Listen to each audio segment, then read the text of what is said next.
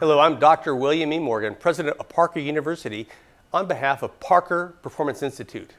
Parker Performance Institute is a new clinic that we've established in the Dallas Cowboy Star facility, where we have a multidisciplinary cadre of doctors and technicians there to provide care to brain injuries. Their tagline is performance enhancing healthcare. One of our goals is to treat veterans and war wounded. And we're going to talk a little bit about what happens when a veteran has been exposed to a blast injury. You see, when a blast takes place, there's a shock wave that's produced. And the shock wave travels at thousands of feet a second. So even if the veteran is not hit by shrapnel from the blast, the shock wave traveling through the brain will have deleterious effects.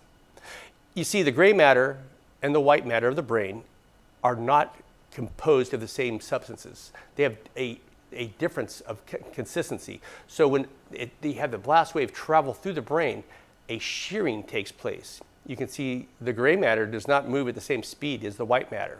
So what that means is the nerves that travel between the gray matter and the white matter are subjected to a shearing force.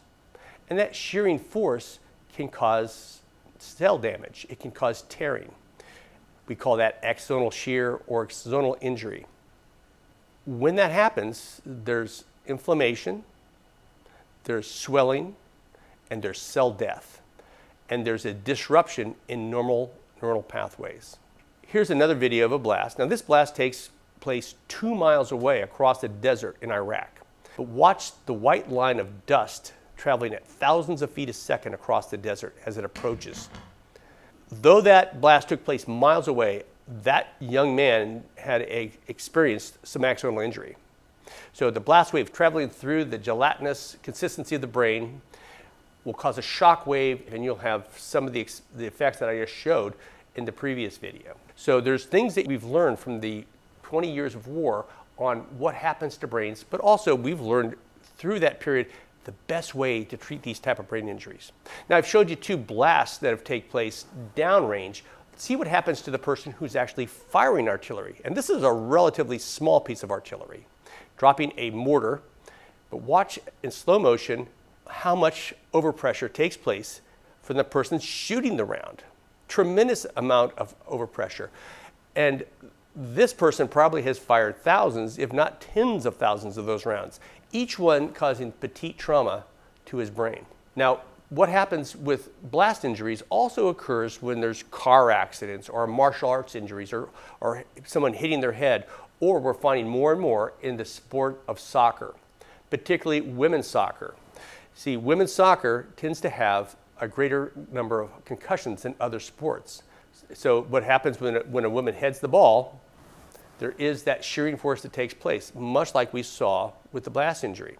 And since women don't exercise upper bodies to the same degree that men do, they have less muscle strength in their neck, so they're more likely to have some motion that takes place, and it magnifies the effect of that hitting the ball. What we found at hospitals I've worked at, where we have advanced imagery, is we can actually see in advanced imagery normal connections, normal neurological pathways, and what happens after an injury, where you have broken connections.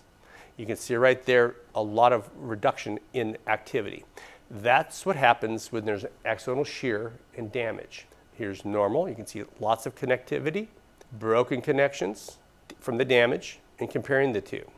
What we've done at Parker Performance Institute is to create a unique clinic that's designed to enhance neuroplasticity and brain healing, to help people reestablish normal connections in their brain through novel treatments that really have not seen stacked anyplace else in the world, with a unique cadre of providers that vary from neurology, chiropractors, strength and human performance. We have massage therapists and nutritionists there as well, all working together to enhance the health care of those who come to there.